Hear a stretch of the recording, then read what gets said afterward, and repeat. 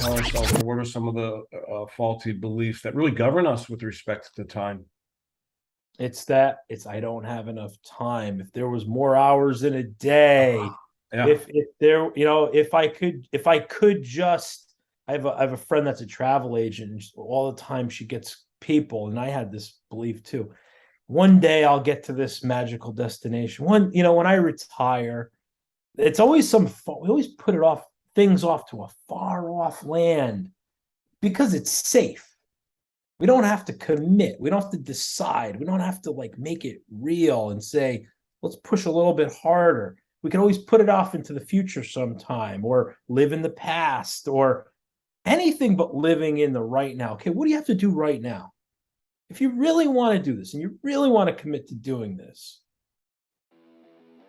Most of us never learned how to train our brains, which is why most of us needlessly settle, struggle, and worse, suffer. My name is Chris Doris, and I want to make brain training mainstream. This is my series, Tough Talks, Conversations on Mental Toughness. I'm interviewing badasses from all walks of life on what mental toughness means to them and their unique approaches to strengthening their minds.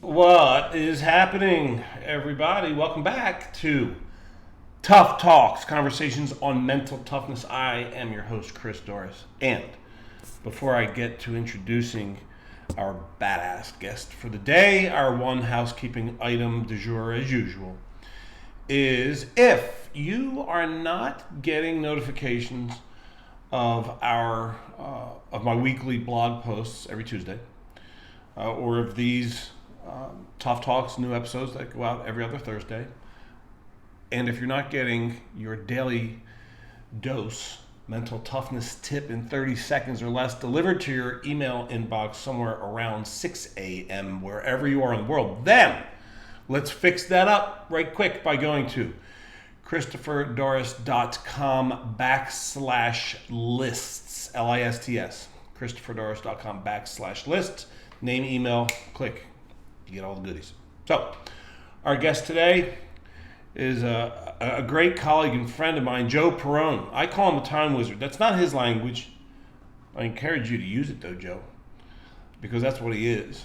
I am very excited to have this conversation because Joe is someone that made a decision probably like 8 years ago ish, that I think was inspired by a health condition where he was, running crazy, living life stretched out, stressed out, but stretched out in time, and he made a really cool decision to reorganize the way he's living life so that it includes prioritizing the most important things.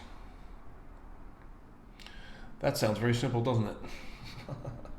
Well, in contrast to all that we've been conditioned to believe, maybe it's not so simple. It is simple, but maybe it doesn't exist so simply in our minds, and that's what he's here to do for us today, which is to clear all that nonsense up so that we can actually live our lives on our terms and never say things like, there's just so many hours in a day, there's just not enough time, and all that nonsense. So, as far as I know, and he'll clarify this, Joe specializes in coaching dads. But I don't know if he only coaches dads on the issue of, reorganizing the way your life is designed so that you can have it on your terms, right? Whatever wealth you want and all the time that you want to be spending on all the things that are most important to you. But we'll get to the bottom of that. All right. Let's go find Joe Perrone. Where are you at, buddy? He's here waiting. There he is, everybody. See him? There he is right there. Joe Perrone, my man. All flanneled up. Look at you, New England style. Liking it. You got it, brother. What's up, Chris? Connecticut. How's Connecticut today? It's beautiful. Oh, it's beautiful. Yeah. Just you wake up in the winter. Uh-huh. You have your coffee in the spring. Oh, that's nice. It's damn hot here right now, and then by tonight when we're trick or treating with the kids, we're gonna be freezing our asses off. So yeah, that's New England for you. That's awesome, man. My favorite time of year. My favorite place is my favorite time of year. Amazing. New England, yeah. Well, it's great to see you, brother. And I'm very, very pumped, as I mentioned in the intro that you didn't hear, about a unique gift that you bring. But I don't want to spoil it. I have a couple questions to ask you, and then there's really just one that I think will take us through the rest of our conversation today. We'll see. Couple things. One, how do you define success? Chris, success is very simple. To me, success is simple. It wasn't always like that. I have this life that is, I don't know who turned the lights on this morning. I'm really not sure. I get to live this life. I get to connect with people, get to be myself. And when I'm successful, I'm being as closest to my true self and honoring the ideas in my head, the intuitions, and serving people, and just able to just live life free with none of the bullshit going on in my head. And it's ease. It's easy. There might be some perceived struggles or hard work or some real kick-ass stuff I have to do.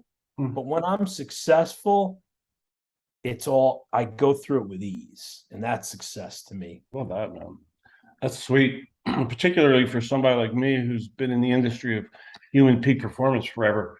And I'm always asking people to describe their peak. Always. It's part of the coaching. It's a standard exercise for people who I coach to make a list of their lifetime best performances. So by the way, whoever's listening, if you don't have your own lifetime highlight reel, start it. It's a hell of a valuable piece of information to stay conscious of, is your amazingness. But everyone describes their peak experiences virtually identically.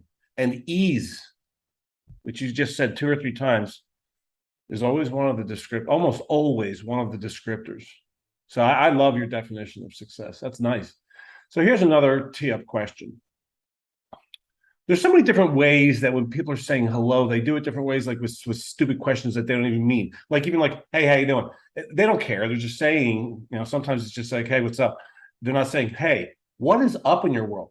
And another one is, hey, you keeping busy? I like that one for you.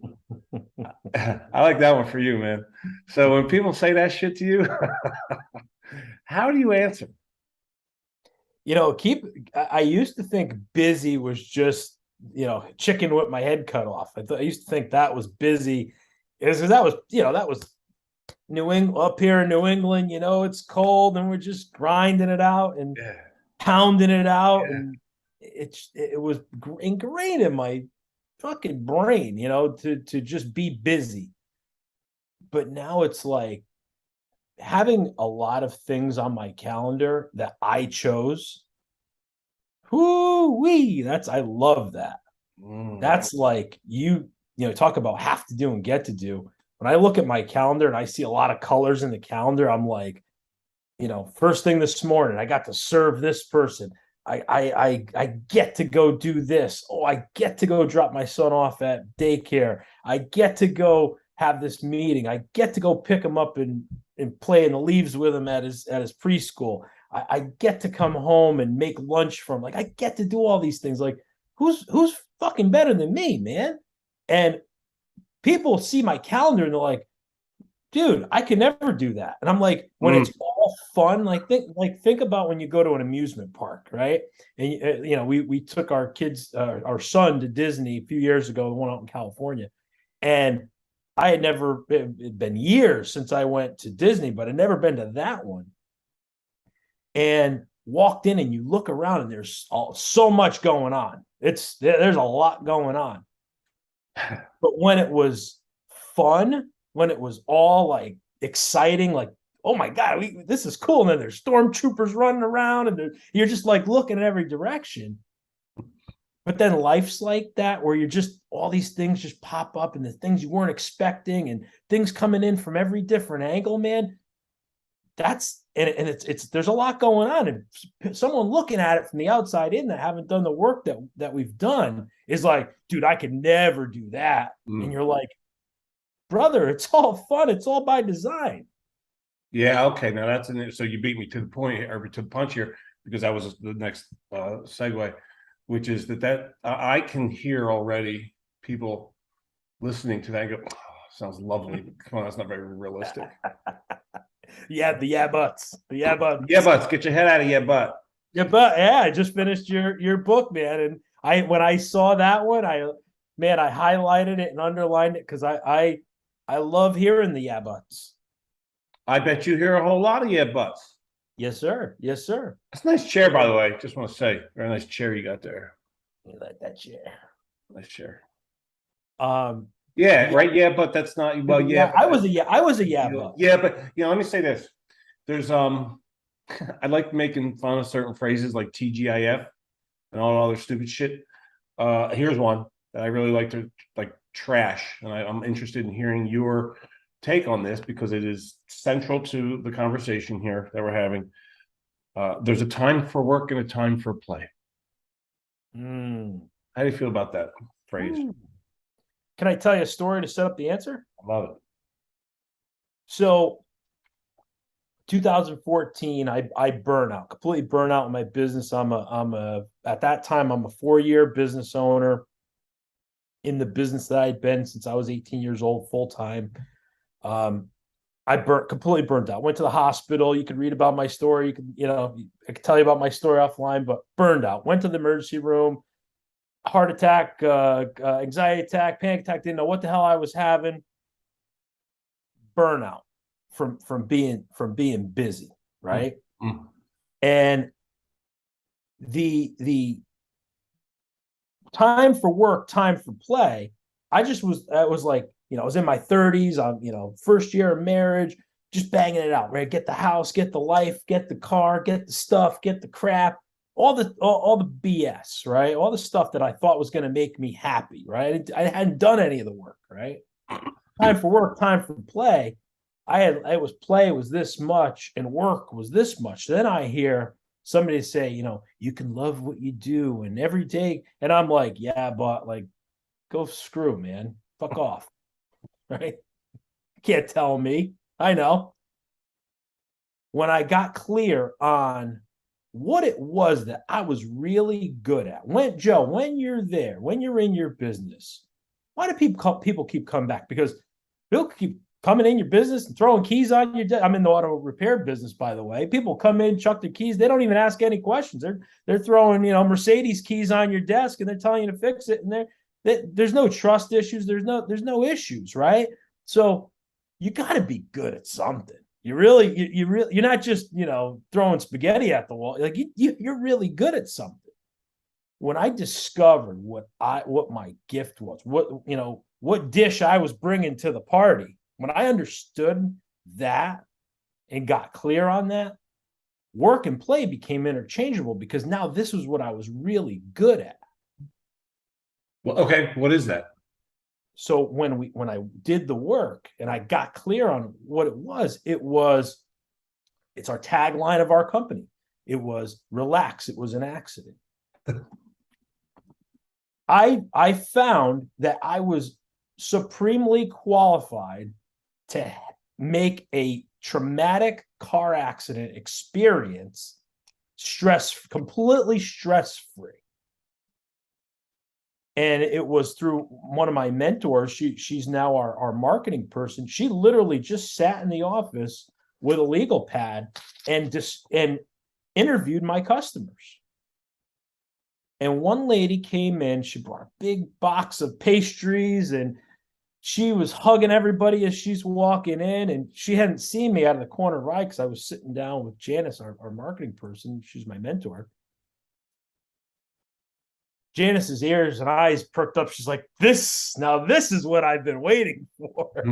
Somebody's bringing coffee and cannolis to a body shop on a random day. She's like, ooh, I get to interview this person. And she said, hi, my name is Janice. She's like, what's going on in your world today? And she goes, I just have to tell you, she goes, these guys helped me relax so much after my car accident. And she points at me. Now she was so happy, a big hug. She was a like grandmotherly figure. She just comes and gives me the biggest hug, and she goes, and she starts crying. She says, if it wasn't for him, she goes, this would have been devastating. She had just lost a family member, and her mind wasn't in the right place, and she had a car accident. And she now in tears, she's telling this Janice what happened, the story. And she said, that's it. And once we started working on finding the times where now I'm in such deep service that I'm not thinking about how, that's a $5,000 job. Oh, that's a good one. Yeah. But I'm thinking about just service and helping that person take that stressful period of time and turn it into a stress-free moment, helping them relax. That's what I was really good at. So to the extent that I could keep doing that, now I look for other instances in my life where I could do that and help relax, help bring that to the party, bring that to the moment, a calming effect, a stress-free effect. Work didn't seem like work anymore. I actually refused to call it work. My son would ask me, Dad, are you going to work today? I said, I'm going to help people relax, brother. That's a lot better. That's nice. And it's true, right? It's like, it's true for you. It's not a euphemism. That's what I live.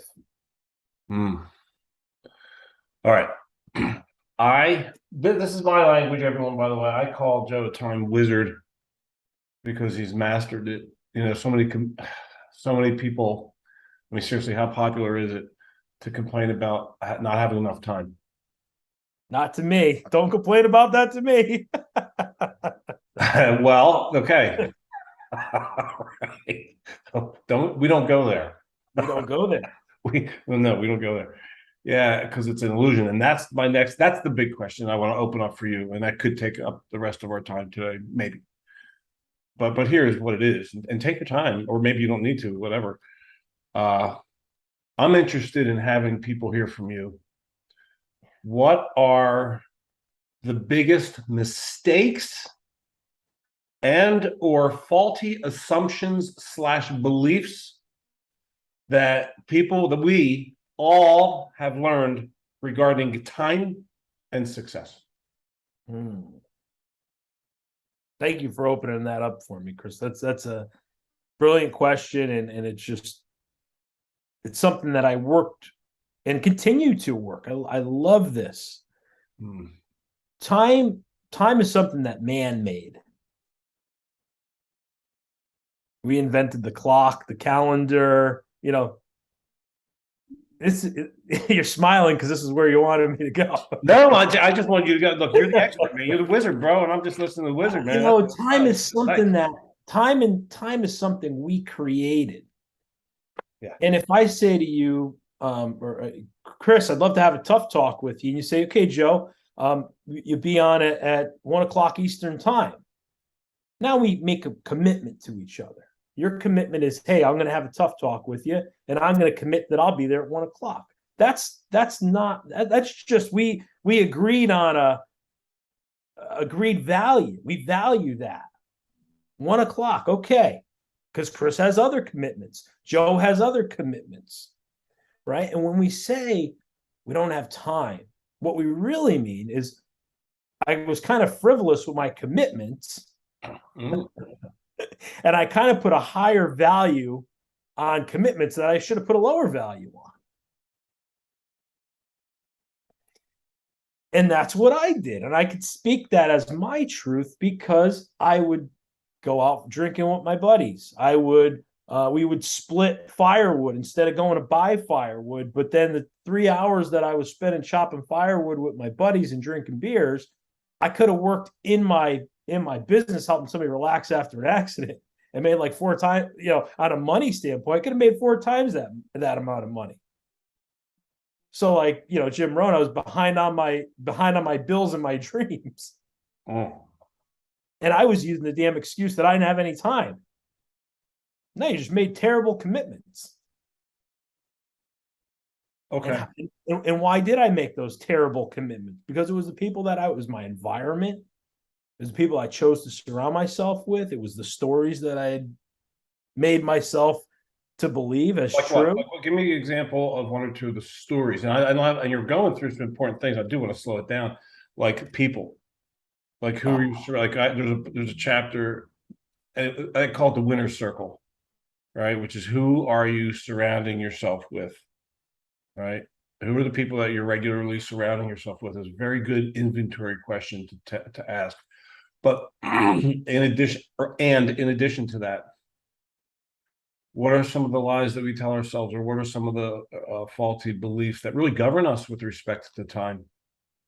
It's I don't have enough time. If there was more hours in a day, Yeah. if there, if I could just, I have a friend that's a travel agent, and all the time she gets people, and I had this belief too. One day I'll get to this magical destination. When I retire, it's always we always put it off, things off to a far off land because it's safe.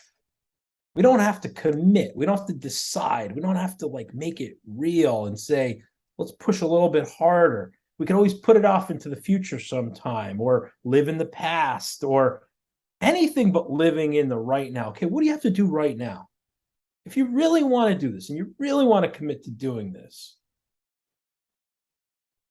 What about the people that are listening to this and they're saying, all right, but and they're in this, yeah, but okay. Mm-hmm. It's the either or. Yep. Okay.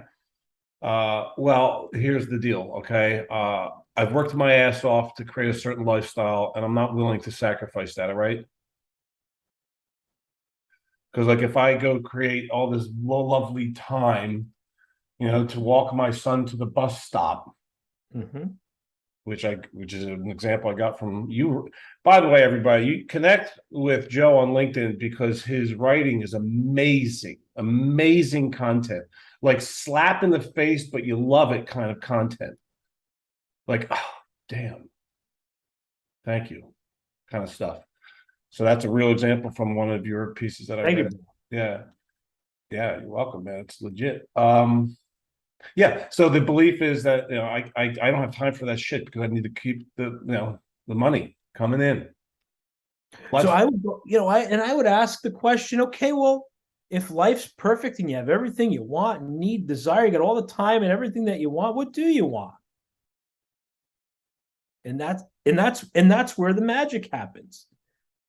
Where are all the complaints? What are the things that you're talking about? What are the things you're not talking about? I had a person that I was working with recently, and they said they were on the verge of getting a divorce. They said, I love the lifestyle I have. I got a guy had $100,000 Mercedes, got the beautiful house, lives in the perfect neighborhoods, got the best career. That's all the things you can see. That's the curated part that they are telling you.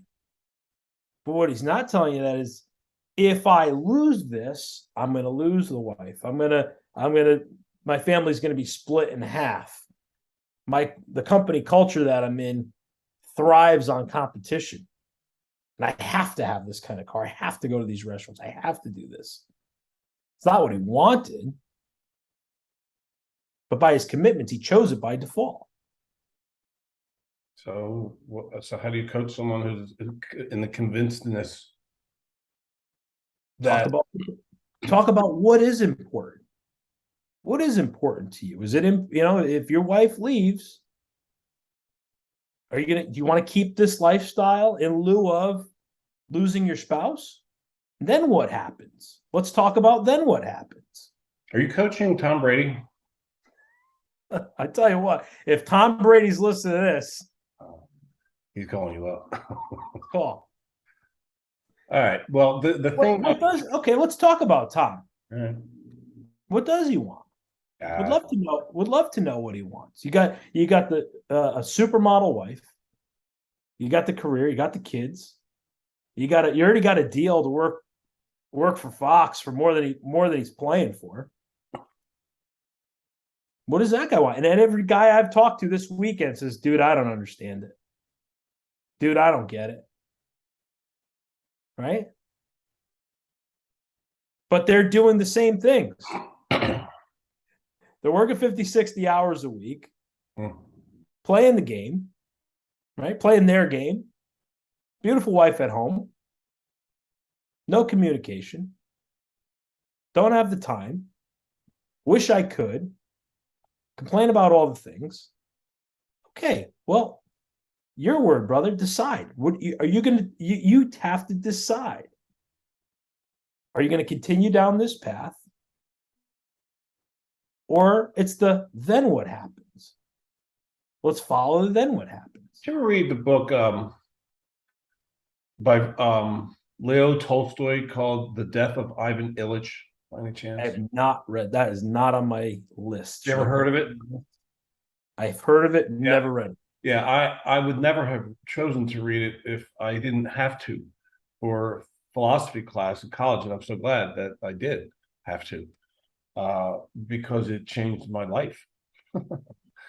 And it's about a guy, right, Ivan Ilyich, who commits his life to accomplishing what is conventionally thought of as success, which we will simply define as money and power. So he commits his whole life to that. And then he's probably midlife. I don't remember the like how oldish he was in the story, but he wasn't like in his 80s.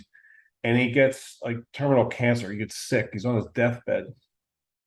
And now he's confronted with this question that like nobody ever wants to ask themselves. Was my whole life wrong? Booyah. Booyah.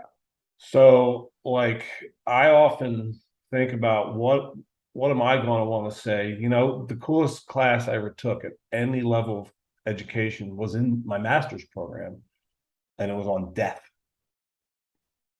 And it was cool.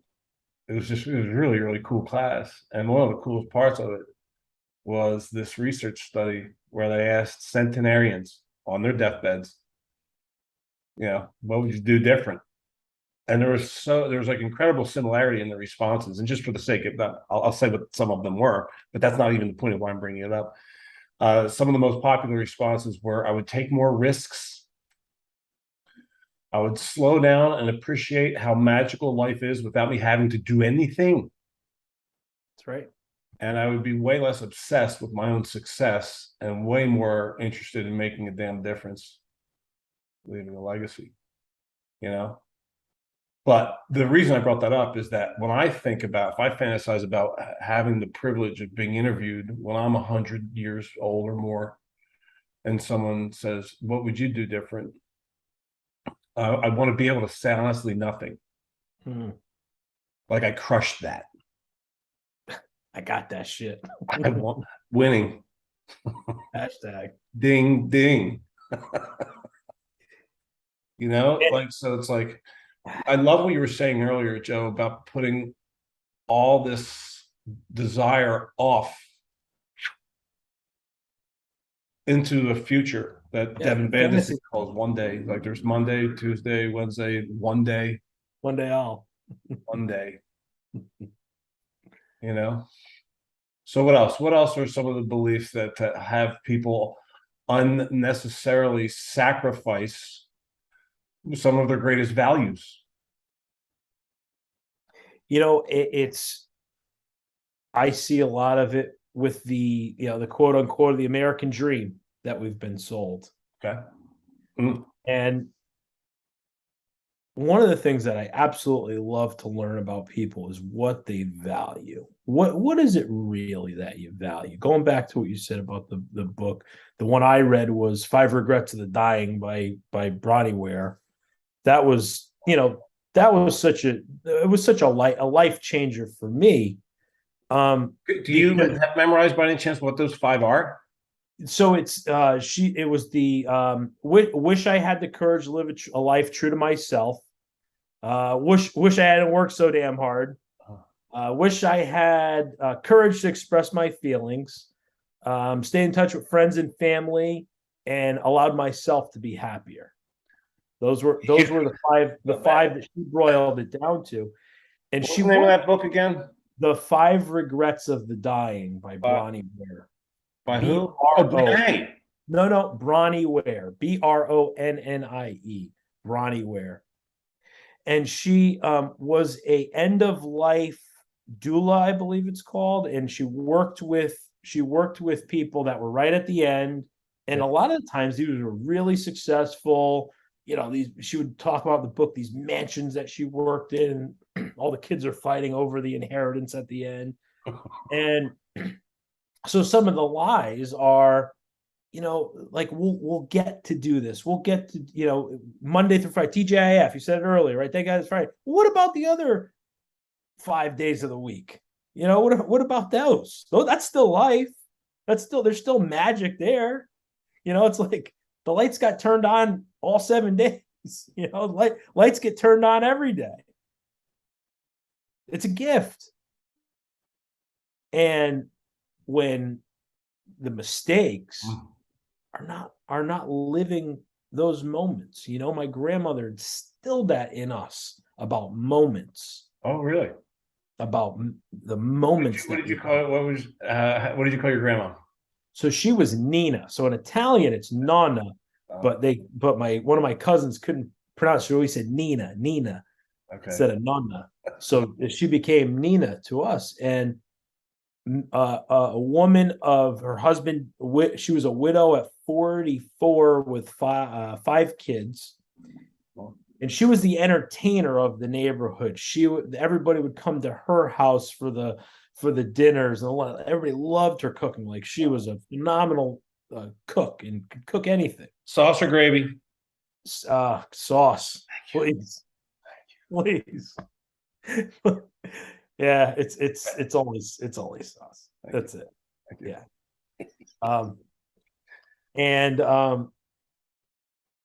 She taught the value of individual moments and I did not learn.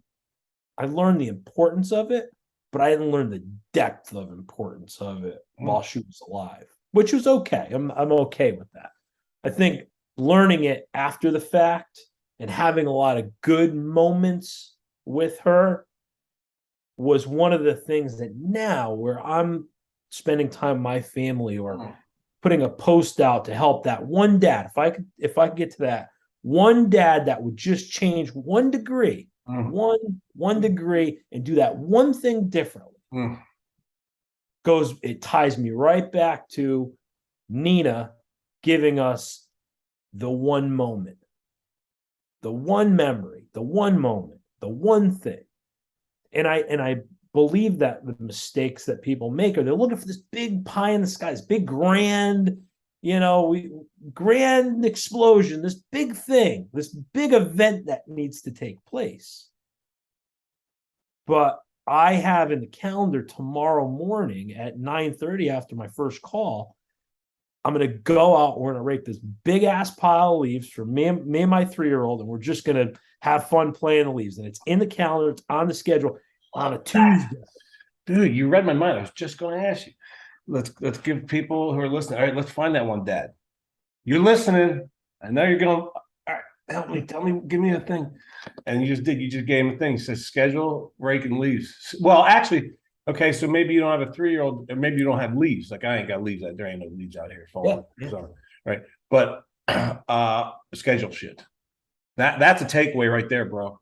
Schedule shit. Schedule the things. Schedule the most important things, right?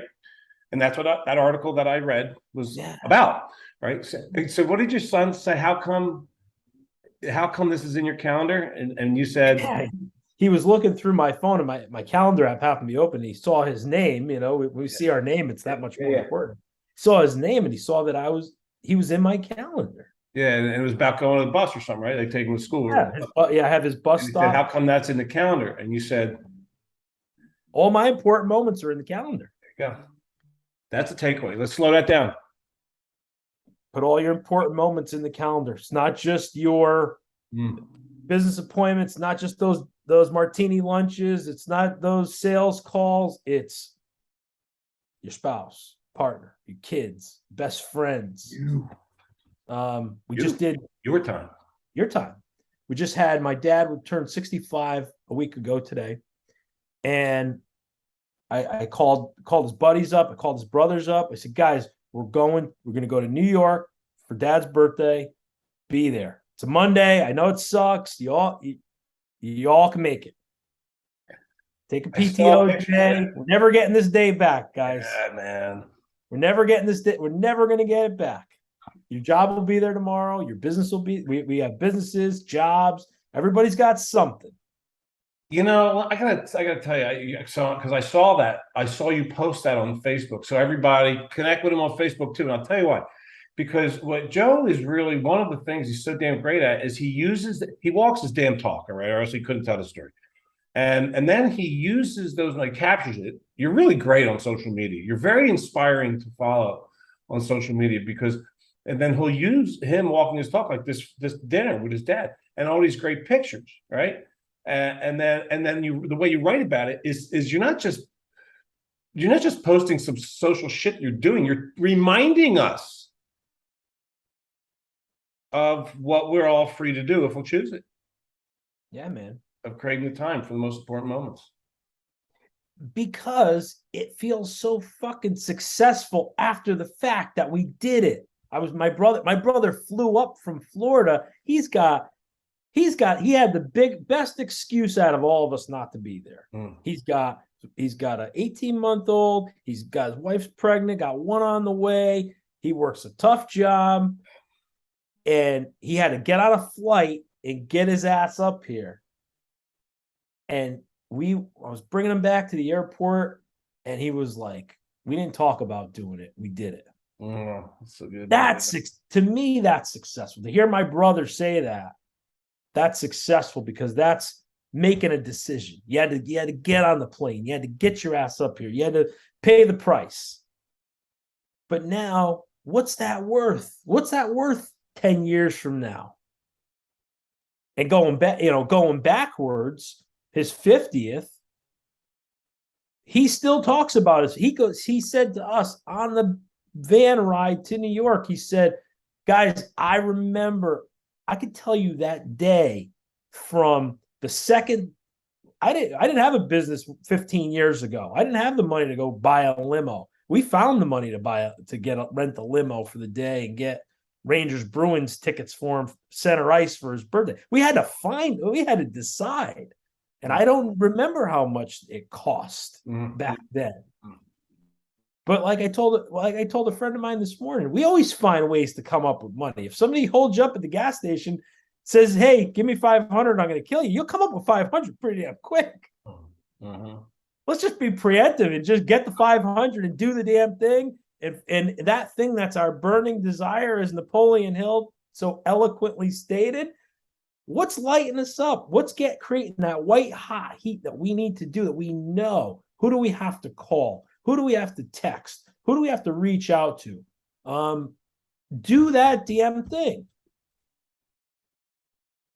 So what's an exercise that you give your coaching clients so that dad, right? So dad hires you and he's doing well. But financially, at a minimum, getting by pretty, or maybe better than getting by, doing all right. Yeah. Or maybe doing amazing financially. I don't care, anywhere. Right? Yeah. Not struggling. And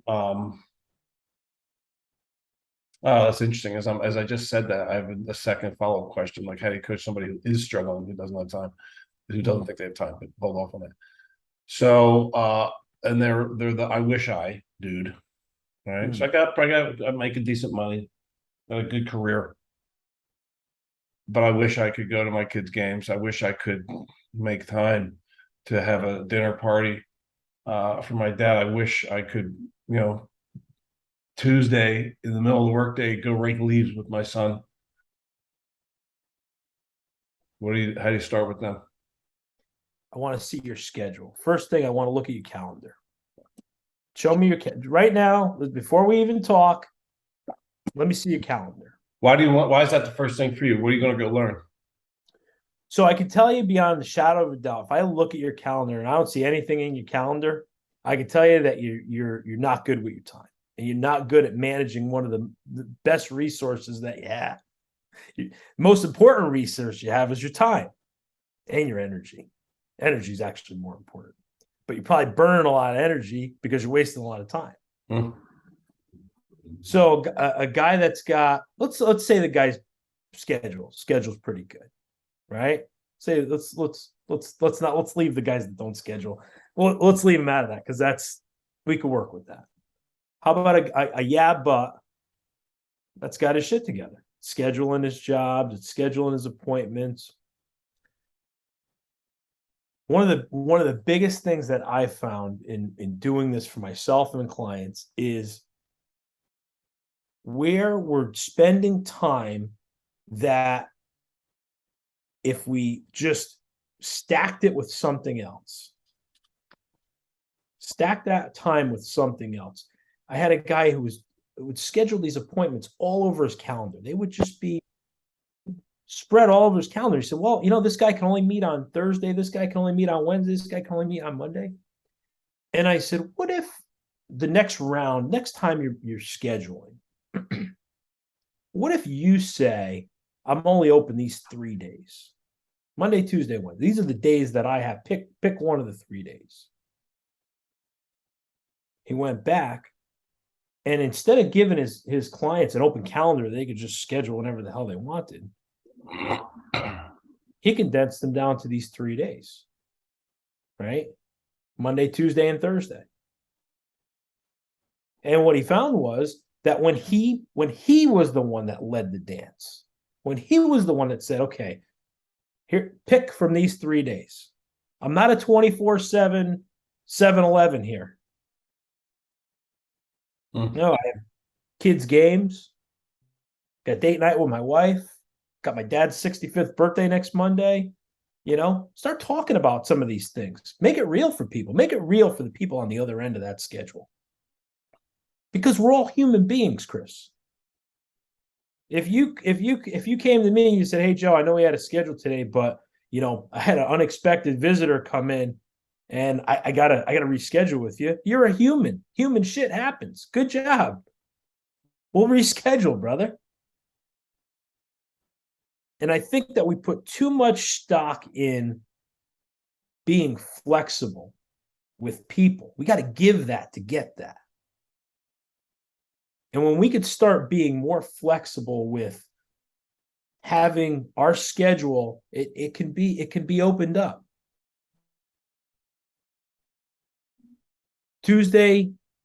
Monday, Tuesday, Thursday, this is my business day. Maybe Friday is my, come to a happy hour. Maybe invite your clients to you for a couple hours. Because from 8 a.m. to 11, I'm spending some time with my kids. You do an open office hours. There's flexibility. There's things we could do. We can't be stuck in a one-track mind of the way it's always been done. Mm-hmm. And just have a fixed mindset. Where can we use technology? Where can we use the tools that we have to open that schedule up? Who are your ideal clients?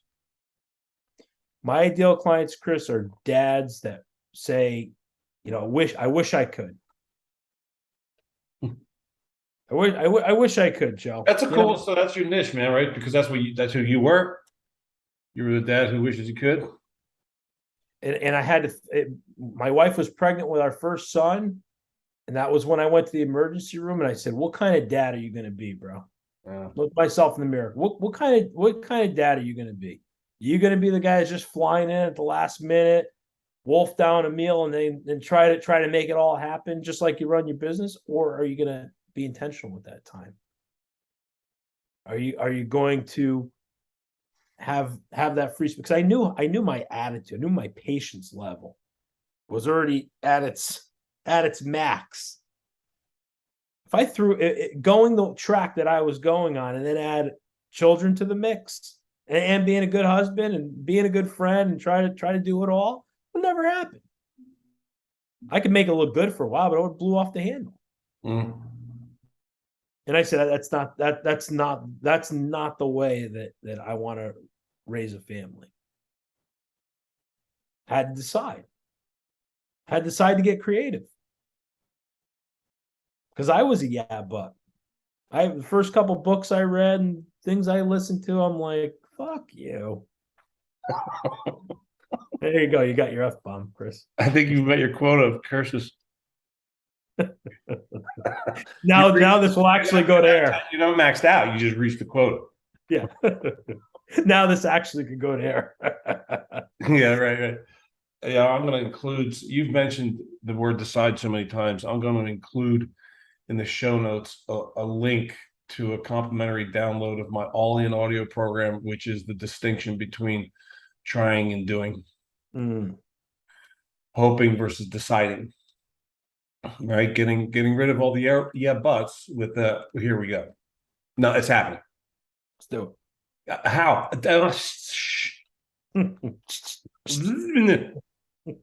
Don't know yet. I don't need to wait. Right. Number one mistake I've observed people making in the pursuit of life on their terms, which is my definition of success, is unnecessary waiting. And the number one reason that they wait unnecessarily, we wait unnecessarily, is because we've been taught to believe that we need to see the how clearly before we commit to the what. So, brother, you really are a time wizard. I like that title for you. And thanks for sharing some of your wizardry with us today. So, LinkedIn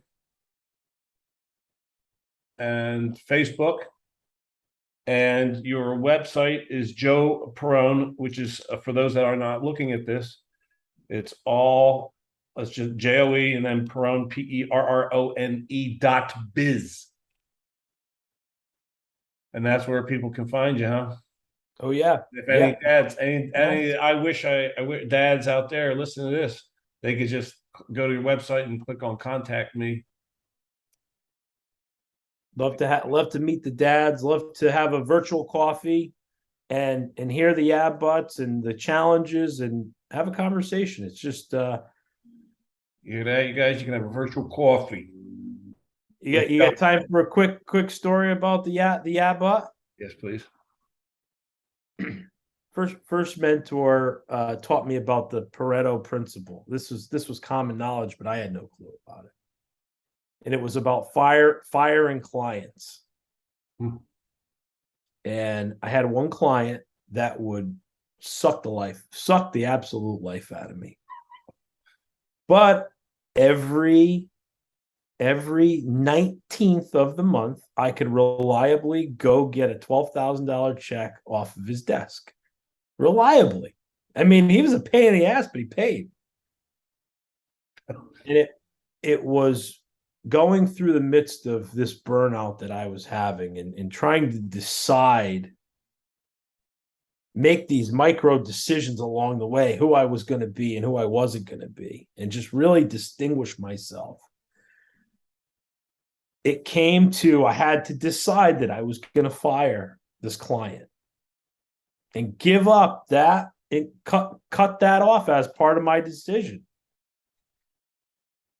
Because there were meetings and there were days that I needed to be there, and I have to be there. Joe, you can't miss this nonsensical meeting.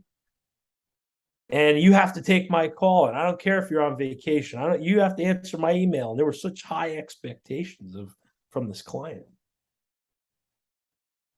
And I'll never forget when my mentor said, "Well, you're just making these decisions. Well, here's one: fire his ass." And I love the guy. The guy was a nice guy. There was nothing, but he loved me because he could suck the life out of me, and it made him look good. I had to decide, Chris. I had to say, am I going to take this money that I know, 19th of the month, that's a nice check. But how much time and how much energy and how much is this draining me? And I had to fire. And man, it hurt. It was painful. Why? Because it hurt, because we had been with this client for a long time. There was a lot of emotional capital that was invested. There was, now we weren't a service provider for this company, who I had put stock into, like, again, going back to the false markers of success. I'm working with this company, so I am. No, I am, so this company works with me. Big difference. Higher value of myself because I'm working for this company, not I'm honored that this company would choose to work with me because I am. So you fired this client, and in as concise a way as possible, explain, if it's not blatantly obvious already, why? Suck the time and the energy. I had to be at their beck and call. Okay, so for freedom. Freedom. Now, did you ever make up that income? I'm so damn glad that you asked. This is not premeditated, everybody. 3 weeks to the day after that meeting in his office. And by the way, when we went and we, said, hey, we're not going to do your work anymore, he said, I'm surprised you guys lasted as long as you, because I'm an asshole. That's so great. Oh, that's hysterical. He knew. 3 weeks to the day, I get a phone call from a local company, similar in size, and they said, we're looking for a new service provider, and we've seen you guys we've seen your website, we've been on your social media channels, and we just think that you're going to be the best fit for our company moving forward. They were not on my radar. I had no idea they were looking. They came in and not only replaced that income, but it was about a 30% increase in income. Sweet. And it would never have come had we not cut off any other option than deciding that the freedom had a higher value than the money and the success and the sure thing. That sounds to me like it reeks of the wonderful abundance mentality versus scarcity. Right? Sure does, man. Sure does. Good for you, man. Very inspiring. Very inspiring. So again, joeperrone.biz. Connect with them on LinkedIn and Facebook. I'm going to put the all-in audio link into the show notes. You are the man, brother. Brother, it's such an honor. Every time I just got through with your book, the mantras. Oh my God. Can't wait for the flash deck to come out. Book of mental toughness mantras. Just saying. Like nobody says the Ohio State University is the. I appreciate that. It is the. Yeah, I just love you, brother, and love the service that you're always in. It's just inspiring to me, and I know you to be that. So thank you for modeling that for me. Amen. Thanks, bro. I think I forgot to mention it in the introduction that I'm super Philly blinged out right now because at the time of this recording, it's Halloween in 2022, and my Phillies have Game 3 tonight in the World Series. So that's why I'm repping extra hard. FYI. Well, that is exactly what I was hoping it would be. Joe is truly an expert in using time. It's so cool. The way he was talking about, time as obviously a man-made or created construct, and he said he saw me smiling, and he said, "This is where you were hoping I was going." And he wasn't right, because I didn't know where he was going. I just loved it in the moment. I'm like, oh wow, man, how often do you think about that? That time is simply a construct that's been created for organizational purposes. I suppose that's what it is, but that it's really simply a construct. And it's it's a construct that governs the hell out of so many of us, right? In a completely neurotic way that has us feel stressed. We are in convincedness that we don't have enough time for the things that matter most to us, or like to create a lifestyle or finances that we want and have our personal time as well.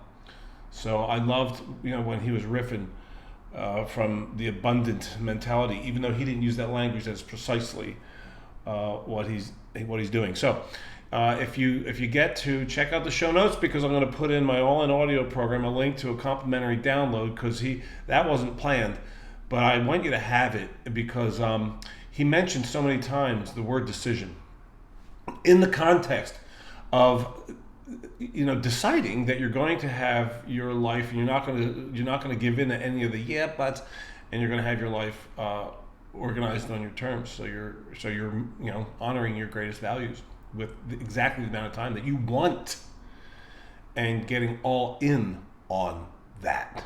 So that'll be a helpful tool for you to make the decision to do what it takes to get your life on your terms. All right, folks, as always, thanks for tuning in to Tough Talks, and until next time, great miracles. Go Phillies.